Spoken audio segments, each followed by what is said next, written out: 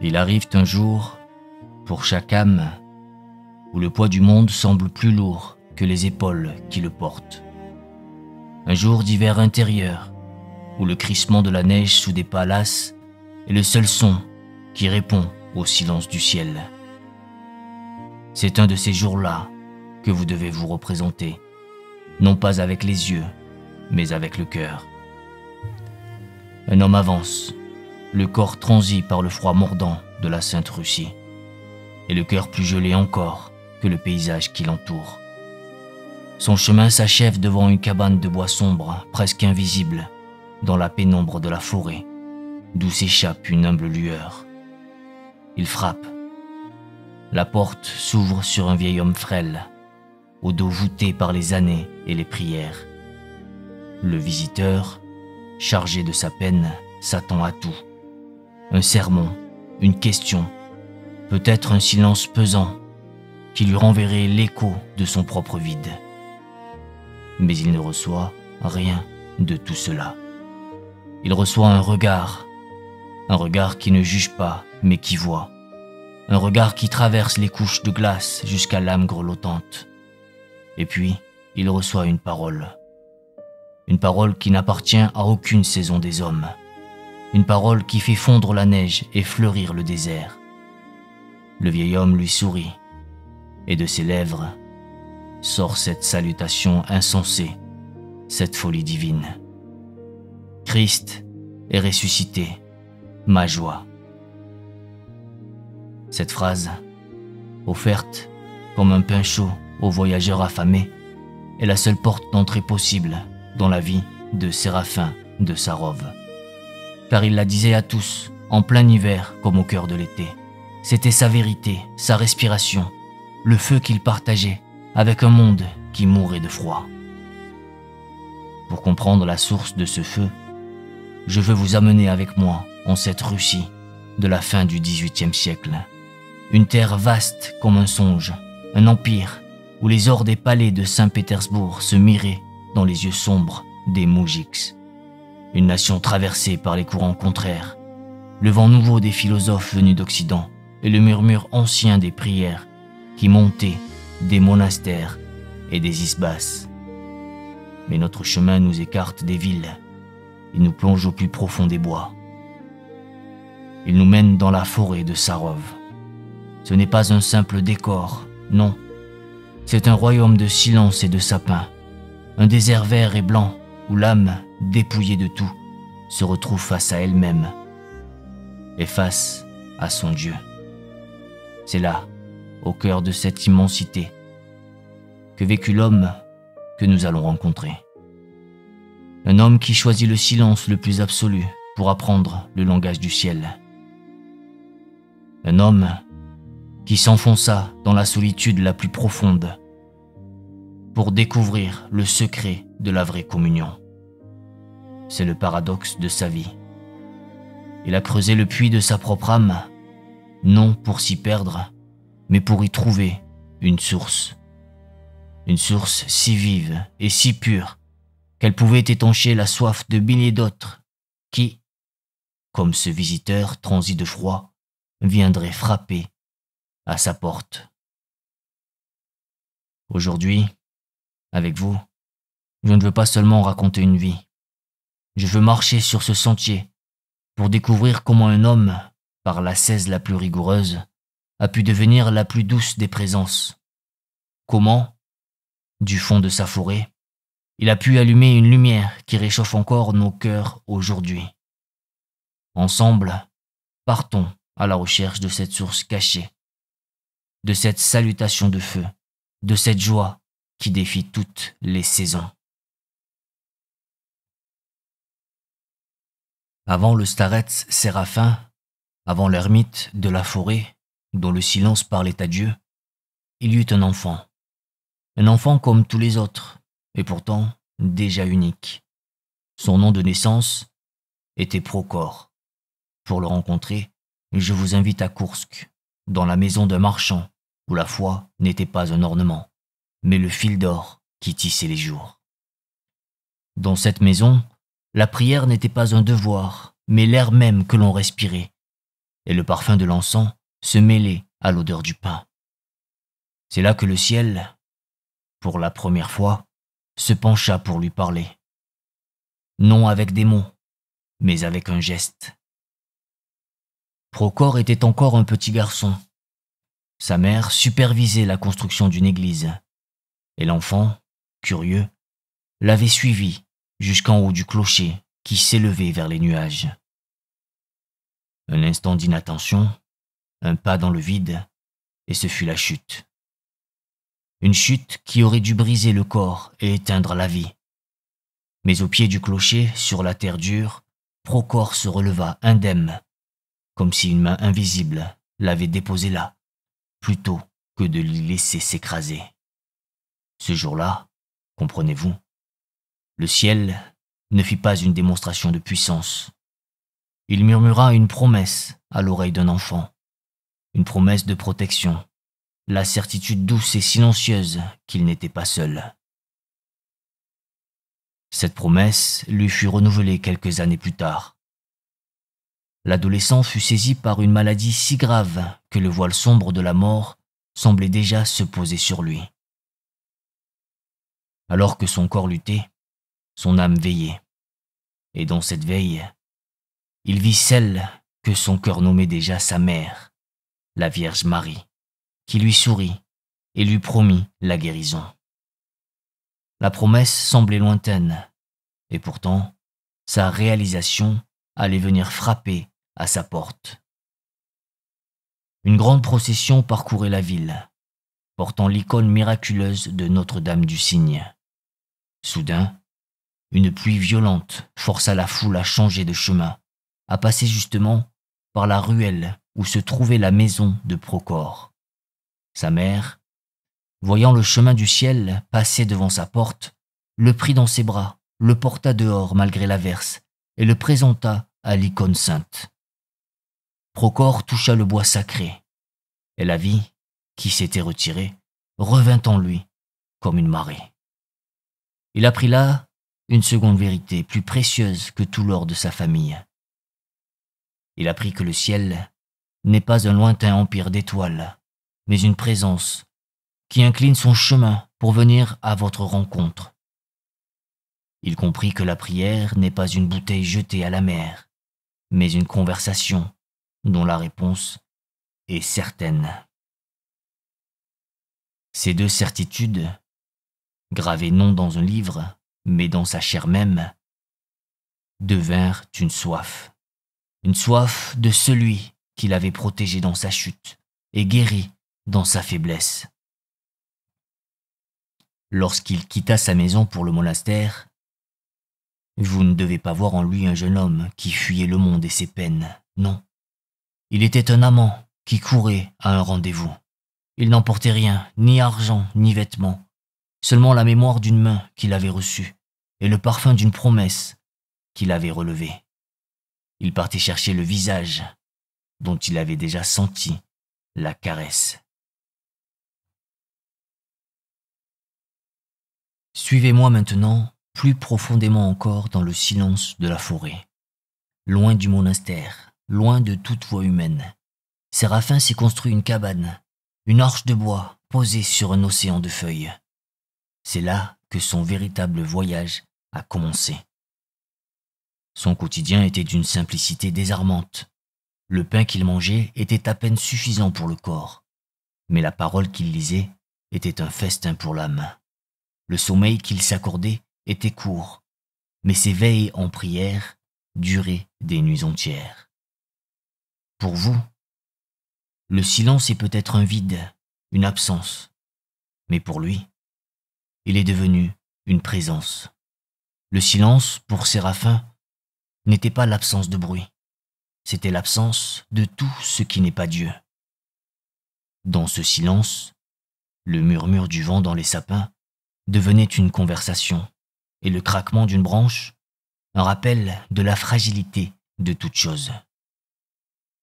Il apprenait à écouter le monde avec le cœur de son Créateur. Mais ce silence était aussi un creuset, un lieu de combat intense. Pour forger son âme, il s'est choisi une enclume, une simple pierre de granit, au cœur de la forêt. Sur cette pierre, il a prié pendant 1000 jours et 1000 nuits. Ce n'était pas, comprenez-vous, une performance pour les anges ou un défi lancé au ciel. C'était un cœur à cœur obstiné, une lutte avec l'ombre en lui-même. Agenouillé là, sous le soleil brûlant et la neige glaciale, il ne prononçait qu'une seule phrase, inlassablement, comme le battement de son propre cœur. Ô Dieu, sois miséricordieux pour moi, pécheur. Il ne demandait rien, n'exigeait rien. Il se présentait tel qu'il était, un homme pauvre devant la richesse infinie de l'amour. Mais la forêt, qui abrite la prière, a aussi ses ombres. Un jour, alors qu'il priait, des brigands firent irruption dans sa clairière. Ils cherchaient de l'or chez celui qui n'avait que Dieu pour trésor. Ne trouvant rien, leur avidité se mua en une violence sauvage. Ils le frappèrent avec la hache qu'il utilisait pour couper son bois, le rouèrent de coups et le laissèrent pour mort. Son corps fut brisé. Lorsqu'on le retrouva, il était plus proche du tombeau que de la vie. Il survécut, mais son dos resta courbé pour toujours, comme un arbre marqué par la foudre. Son corps porterait à jamais la cicatrice de cette rencontre avec la haine du monde. L'épreuve aurait pu s'arrêter là, dans la douleur et l'injustice. Mais c'est dans la réponse de Séraphin que la lumière jaillit. Quand les brigands furent retrouvés et arrêtés, on voulut les juger. Et c'est là que l'homme brisé, l'homme dont le corps était une souffrance continue, offrit au monde la plus grande des leçons. Il intervint pour ses propres bourreaux, et sa parole fut celle-ci. Si vous ne les pardonnez pas, ils ne se repentiront pas. Ils ne demandaient pas seulement une grâce, ils se souciaient de leur âme. Ce jour-là, dans cet acte de pardon absolu, Séraphin a remporté la plus grande des victoires. La violence l'avait frappé, mais elle n'avait trouvé en lui aucune prise, aucune racine où faire germer la haine. Son cœur était si plein de la miséricorde de Dieu qu'il n'y avait plus de place pour l'amertume. Le creuset avait achevé son œuvre. Le feu de l'épreuve n'avait pas consumé le métal. Il l'avait purifié pour en faire de l'or. Le silence a fait son œuvre. La solitude a creusé le puits jusqu'à la source. Et lorsque le puits fut plein, si plein qu'une seule goutte de plus l'aurait fait déborder, le ciel lui-même donna le signal. Dans une vision, la mère de Dieu, celle qui avait veillé sur lui depuis l'enfance, lui parla. Sa parole fut simple comme la lumière. Le temps de la réclusion était achevé. Il était temps d'ouvrir la porte. Non seulement la porte de sa cabane, mais la porte de son cœur. Alors, Séraphin a ouvert sa porte, et le monde, qui attendait sans le savoir, s'est engouffré. Vous devez vous représenter ce flot, cette rivière humaine qui se mit à couler vers ce point minuscule perdu dans la forêt de Sarov. Le prince et le paysan, le savant et l'illettré, la femme accablée de chagrin et le soldat rongé par ses fautes, tous venaient. Ils venaient chercher une parole auprès de celui qui avait passé des décennies à se taire. Et que trouvait-il? Pas un juge, ni un maître de leçons. Il trouvait un père, un vieil homme au corps brisé, mais au regard intact, un regard qui ne s'arrêtait pas à vos vêtements ou à votre rang, mais qui lisait directement dans votre cœur. Et pour chacun, sans distinction, il avait cette même salutation qui jaillissait comme une source vive. Ma joie. Il vous appelait ma joie, vous qui veniez peut-être le cœur chargé de tout le contraire de la joie. car il ne voyait pas le fardeau que vous portiez, il voyait l'âme que Dieu aimait. Son enseignement n'était pas dans la complexité des discours, il était dans la simplicité d'une parole offerte au bon moment. Lorsque quelqu'un venait à lui, l'âme enchevêtrée dans les soucis du monde, se demandant comment changer les autres, comment réparer l'injustice, comment apaiser les conflits, il lui disait alors cette parole, qui est le cœur de son enseignement. Acquiert l'esprit de paix, et des milliers autour de toi seront sauvés. Ne vous épuisez pas à vouloir changer l'océan, disait-il en substance. Devenez une source d'eau douce, et l'eau salée reculera d'elle-même. La véritable révolution commence dans le silence de votre propre cœur. Mais quel est ce trésor? Quelle est cette paix capable de sauver des milliers d'âmes? Il le nommait sans détour, car c'était le secret de sa propre vie. Le but véritable de notre vie chrétienne, expliquait-il, consiste en l'acquisition du Saint-Esprit de Dieu. Voilà la quête, voilà le but. Non pas être parfait, mais être rempli. Non pas être irréprochable, mais être habité par une présence. Et cette paix, cette plénitude, n'était pas seulement pour les hommes. La création tout entière la reconnaissait. Je veux vous confier cette image qui en dit plus long que tous les livres. Souvent, un ours immense, une de ces créatures sauvages que les hommes craignent, sortait de la forêt. Il ne venait pas avec agressivité, mais avec la confiance d'un enfant. Il venait s'asseoir près de Séraphin, et le vieil homme partageait avec lui son maigre morceau de pain. L'animal sauvage mangeait dans la main de l'homme de Dieu. Comprenez-vous ce qui se passait là? Ce n'était pas un dressage ni un miracle de foire. C'était le jardin d'Éden, retrouvé dans le cœur d'un seul homme. C'était la preuve que lorsque le cœur de l'homme est en paix avec Dieu, la création entière cesse de le voir comme un ennemi et reconnaît en lui un ami. L'ours n'était que le premier des milliers qui, autour de Séraphin, trouvaient le salut en contemplant sa paix. Il y a des paroles qui instruisent l'esprit, et il y a des présences qui transfigurent l'âme. Je veux maintenant vous conduire au sommet de l'enseignement de Séraphin, un sommet qui ne fut pas atteint par un discours, mais par une expérience. Une expérience si lumineuse qu'elle a traversé les siècles pour venir nous éclairer aujourd'hui.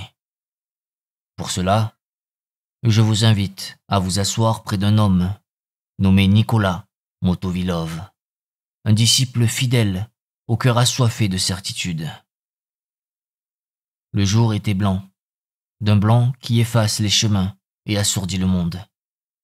La neige tombait à gros flocons silencieux. Assis sur une souche face à Séraphin, Motovilov posa la question que chaque âme porte en elle, consciemment ou non. La question fondamentale. Comment savoir? Comment être certain que l'on est vraiment dans la grâce de Dieu? Comment sentir la présence de l'Esprit Saint? Séraphin ne répondit pas par un raisonnement. Il répondit par un regard d'une infinie tendresse. Il prit doucement Motovilov par les épaules et lui dit simplement : « Nous sommes tous les deux en ce moment dans la plénitude de l'Esprit Saint. Pourquoi ne me regardez-vous pas ?» Motovilov osa lever les yeux, et ce qu'il vit n'appartenait plus à notre monde. Le visage du vieil homme, ce visage ridé par le jeûne et courbé par la souffrance, commença à rayonner. Une lumière jaillit de lui, une lumière plus éblouissante que le soleil de midi, mais qui pourtant ne brûlait pas les yeux. C'était un soleil fait de chair, un feu qui ne consumait pas. Motovilov, terrifié et émerveillé, baissa la tête. Mais Séraphin insista. « N'ayez pas peur. Vous ne pourriez même pas me voir ainsi, si vous-même n'étiez maintenant rempli de cette même lumière. » Puis vinrent les autres vagues de cette marée céleste.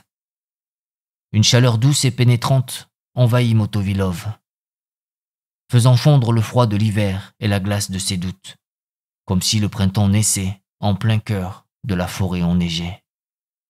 Un parfum que nulle fleur de la terre n'a jamais exhalé emplit l'air, un parfum de paradis. Et enfin, une joie si vaste, si profonde, qu'elle emportait toute peur, toute angoisse, tout questionnement. C'était le silence après la tempête, un océan de paix qui submergeait son être tout entier. Alors, au milieu de cette théophanie, la voix de Séraphin se fit entendre, calme et claire. Et c'est là qu'il prononça la parole qui illumina l'expérience. C'est cela, l'acquisition du Saint-Esprit. Vous êtes maintenant dans la plénitude de l'Esprit Saint. Sinon, vous ne pourriez pas me voir ainsi. Comprenez-vous la beauté de ce moment? Motovilov avait demandé une explication et il a reçu une démonstration. Il voulait une preuve et il est devenu lui-même la preuve.